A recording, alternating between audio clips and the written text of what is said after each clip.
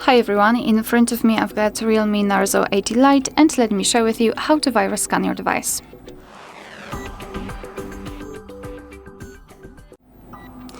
So in this device it's relatively easy. You do not have to download any kind of scanner, the third-party app, because it is incorporated by the developer.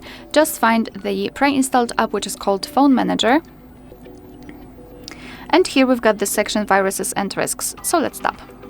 Then let's scan, and your device will right now scan itself in order to find any kind of viruses, malware, any kind of problems basically. And after that it will show you the results, whether everything is alright or whether you need to take some actions. And that's quite nice, because if it will find some kind of problems, it will show you the information about it, and it will also show you the steps which you have to take in order to get rid of the risks.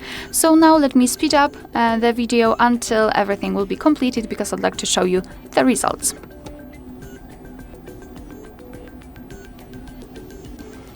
Alright, so we've got it. As you can see, we've got the information and that everything is alright. We've got also recommended optimizations, so we can, for example, clean up the junk files.